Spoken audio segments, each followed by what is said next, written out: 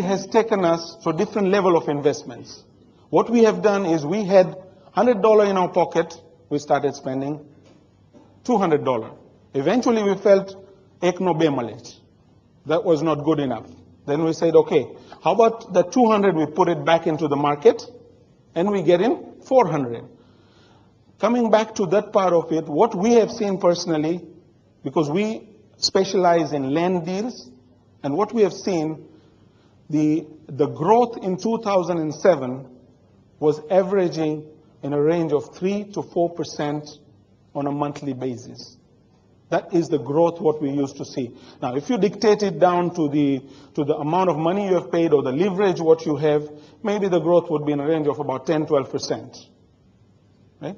But suddenly came in 2008 or end of 2007, suddenly the growth started shooting up in excess of 20 dirhams a square foot, 10 dirhams a square foot, which was unacceptable.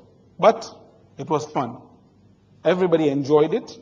There were lands which we had bought it for $100 or 100 dirham, which were trading in the whole year of 2007 with a growth of about 20, on an average 20 dirhams or 30 dirhams on an annual basis. Suddenly we started looking at it. Monthly we were growing at about 30 dirhams. So if you're equating yourself to the leverage what you have, the growth is 300% at times on a monthly basis. Now this created an interest in the government itself, saying that, hey, aloka bada kamai che to ame kem na kamai. So what we saw is in 2008, the land which used to be 100 dirhams to 150 dirhams on the original pricing, suddenly we started looking at 350 and 400 dirham. Then the newcomers came in. They said, let's put in, because 400 dirhams on a land, you pay 10%, which is 40 dirhams. So it was looking very interesting. So there was a new breed which came in, which started investing on that kind of land. There was a time when the land reached 1,000 dirhams, 900 dirhams, and the question came in, now I bought a property in Business Bay, which I paid 900 dirhams. Now even the land cost 900 dirhams. So damn, I'm getting the construction free of cost. That is what the attitude that started coming up. There we saw in certain areas of Dubai, sorry I don't have a map here, actually I had copied a map but I can't locate a map. But what we saw is certain districts like the Business Bay, the downtown, what we started looking at, a square foot was traded at 3,000 dirhams to 4,000 dirhams, and people felt it was cheap.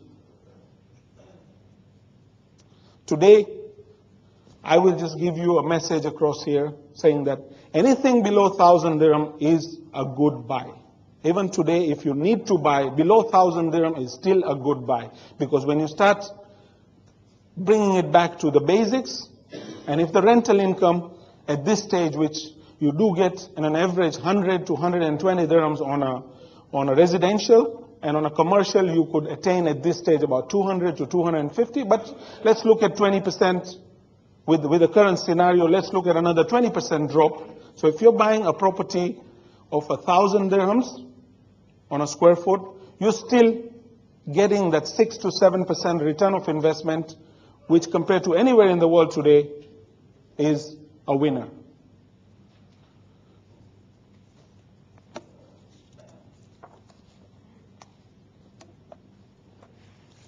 Now, I've been asked a question that where do we invest? To tell you frankly, I have no answer to that. Right? It's since the month of July, I would say June to July, we've been getting a lot of investors from outside asking us the same question, that where should we invest? In reality, if you really want to invest, you should be looking at an investment which is real investment, not a virtual investment. And I think I've mentioned what is a virtual and what is real. Real is what is ready. If you can invest on real, at least you will start getting the returns, which to an extent maybe you could pay mortgages, or maybe you could get some returns out of the product. But looking at virtual properties, I don't think there is a time to really go into virtual properties now. And for those of you who have virtual properties, there is a law which has come out from RERA.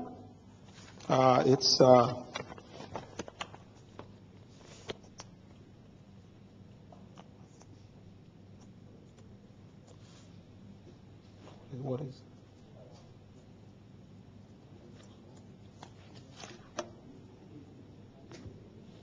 I think quite a lot of you might be familiar, but I'll just run through for the people who have not seen. There is a law which came out from RERA, which is law number, if I'm not mistaken, it's law number 13. And there's Article 11 in that law.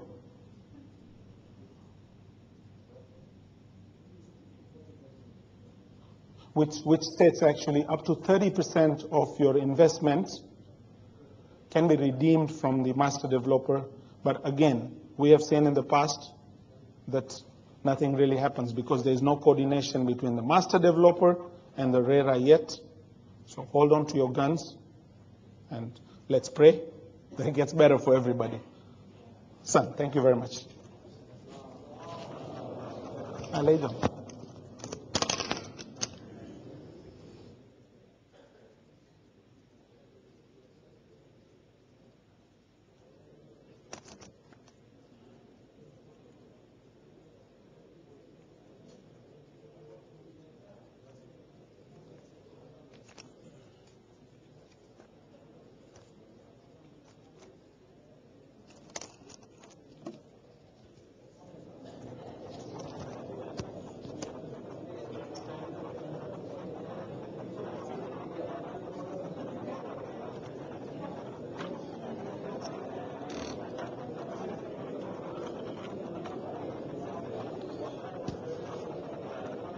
My dear elders, respected elders, the ladies section, Assalamu alaikum wa rahmatullahi wa barakatuh.